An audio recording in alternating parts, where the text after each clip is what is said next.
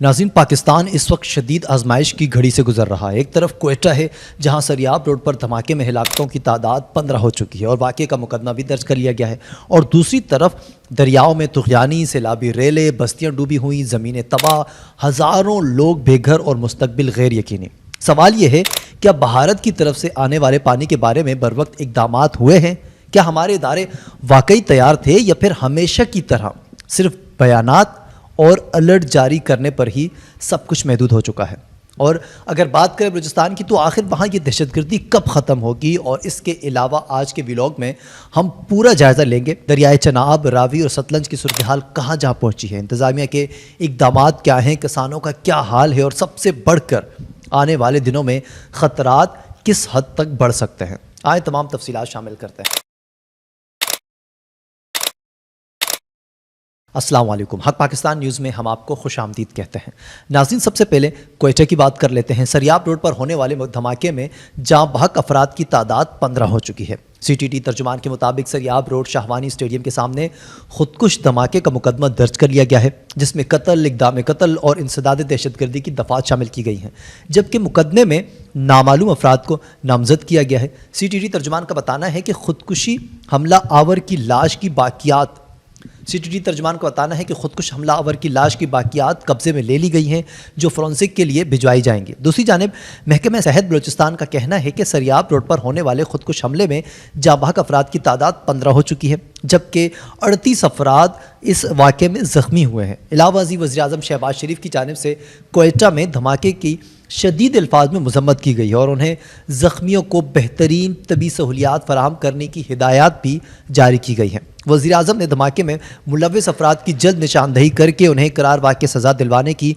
हिदायत की गई है। नाज़रीन, सवाल यह है कि आए रोज़ ये दहशतगर्दी के वाक़यात क्यों हो रहे हैं? क्या कभी सिक्योरिटी फोर्सेस को निशाना बनाया जाता है और कभी बेगुनाह आवाम की जानें कुर्बान कर दी जाती हैं? आखिर ये सिलसिला कब और कहाँ जाके रुकेगा? इस धमाके के बाद वज़ीर आज़म की जानिब से मज़म्मत और ज़ख्मियों की तबी सहूलियात देने की हिदायत अपनी जगह दुरुस्त है, लेकिन नाज़रीन, सवाल अपनी जगह कायम है कि क्या सिर्फ मज़म्मती काफ़ी होती हैं? क्या बलूचिस्तान के अवाम से बयानों के सहारे ही जीते रहेंगे?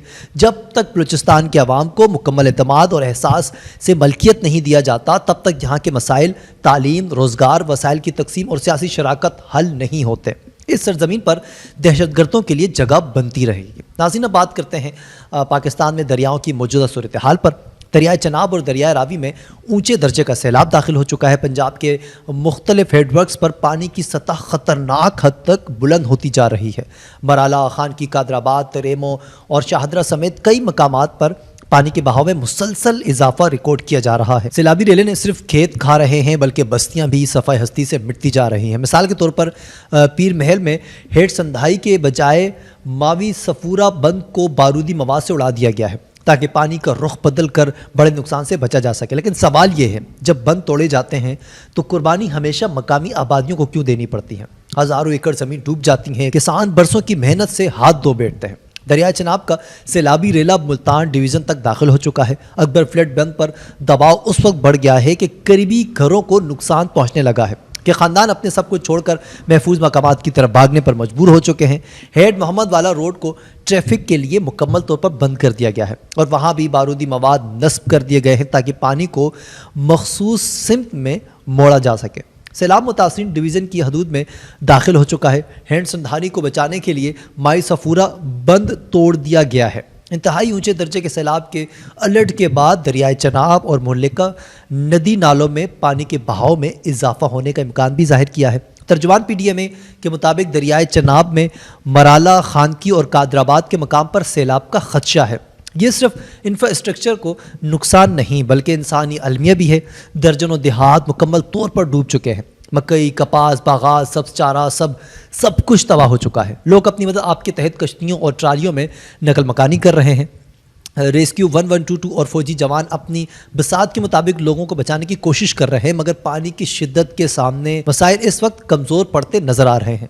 गुजरात, सियालकोट, वज़ीराबाद, गुजरावाला, मंडी बाउद्दीन, हाफिज़ाबाद, सरगोदा, चिन्नौर, झंग, कसूर, ओकाड़ा, पाकपतन, विहाड़ी, बावलनगर, लोधरा, बहालपुर, मुल्तान और मुजफ्फरगढ़ के डिप्टी कमिश्नर्स को भी अलर्ट जारी किया गया है। तरबेला डैम इस वक्त 100% और मंगला डैम की बात करें तो 85% भर चुका है। इस वक्त गंडा सिंह वाले पर انتہائی اونچے درجے کا سیلاب ہے۔ مرالا خان کی، تریمو، بلوکی اور سلمان کی پر اونچے درجے کا سیلاب موجود ہے۔ پنجاب ڈیزاسٹر مینجمنٹ اتھارٹی کے مطابق 5 ستمبر تک بارشوں کی پیشگوئی ہے، جس کا مطلب ہے کہ حالات مزید بگڑ سکتے ہیں۔ پانی کی سطح مسلسل بلند ہو رہی ہے۔ قصور، پاک پتن، عارف والا اور بہاول نگر جیسے اضلاع میں گھروں میں کئی فٹ پانی جمع ہو چکا ہے۔ لوگ محصور ہو گئے ہیں، مویشی بہہ چکے ہیں اور سڑکیں کٹ جانے سے ریلیف پہنچانا بھی اس وقت ناگزیر ہو چکا ہے۔ اب ایک اور پہلو پر بھی بات کر لیتے ہیں ناظرین۔ بھارت کی جانب سے الرٹ جاری کیا گیا ہے۔ بھارتی ہائی کمیشن نے پاکستان کو آگاہ کیا ہے کہ ستلج اور دریائے توی میں اونچے درجے کا سیلاب آ سکتا ہے۔ سوال یہ ہے کہ کیا ہمارے ادارے اس الرٹ کے بعد صحیح معنوں میں تیار ہو جائیں گے یا صرف پریس ریلیز جاری کرنے تک سب کچھ محدود رہ جائے گا؟ نالا ڈیک کی صورتحال بھی سنگین ہے۔ ظفروال میں 40,000 کیوسک پانی کا ریلا گزر رہا ہے۔ کئی گاؤں بہہ چکے ہیں، سینکڑوں خاندان خیمہ بستیوں میں منتقل کر دیے گئے ہیں، سڑکیں بہہ چکی ہیں، جس سے ریلیف کا کام مزید مشکل ہوتا جا رہا ہے۔ NDMA کی رپورٹ کے مطابق اب تک پورے ملک میں بارشوں اور سیلاب سے 881 افراد جاں بحق ہو چکے ہیں اور 1176 زخمی ہوئے، جن میں صرف پنجاب میں 223 ہلاکتیں اور 648 زخمی شامل ہیں۔ یہ اعداد و شمار خوفناک ہیں اور یہ ظاہر کرتے ہیں کہ ہمارا ملک قدرتی آفات کے سامنے کس حد تک کمزور ہے۔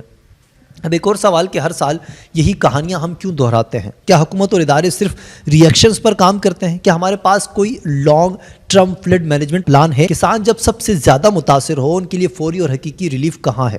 کیا صوبے اپنی ذمہ داریوں کو پورا کر رہے ہیں یا الزام تراشی پر وقت ضائع کیا جاتا رہے گا؟ اصل حقیقت یہ ہے کہ سیلاب صرف پانی کا بہاؤ نہیں بلکہ ہمارے نظام کی کمزوری کا ایک آئینہ بھی ہے۔ جب تک پالیسی سطح پر سنجیدہ اقدامات نہیں ہوں گے، ہم ہر سال یہی مناظر دیکھتے رہیں گے، بستیاں ڈوبتی رہیں گی، لوگ بے گھر ہوتے رہیں گے اور سیاستدان صرف بیانات دیتے رہیں گے۔ ناظرین، یہ سیلاب ہمیں یہ سوچنے پر مجبور کر رہا ہے کہ ہم بطور قوم کب تک قدرتی آفات کو قدرت کا کھیل کہہ کر اپنی ذمہ داریوں سے بھاگتے رہیں گے۔ آج اگر دریا کنارے رہنے والا کسان برباد ہو رہا ہے تو کل کو بڑے شہروں کی باری بھی آ سکتی ہے۔ یہ وقت ہے کہ ادارے، حکومت اور عوام سب مل کر سوچیں کہ ان تباہ کاریوں سے بچنے کے لیے عملی اقدامات کیسے کیے جائیں۔ ناظرین، یہ تھی ہماری آج کی ویڈیو۔ اس پر آپ کی کیا رائے ہے؟ کامنٹس کر کے آپ ضرور بتا سکتے ہیں اور مزید اپڈیٹ کے لیے دیکھتے رہیں حق پاکستان نیوز۔ کاشف رضا کو اجازت دیجیے، اللہ حافظ۔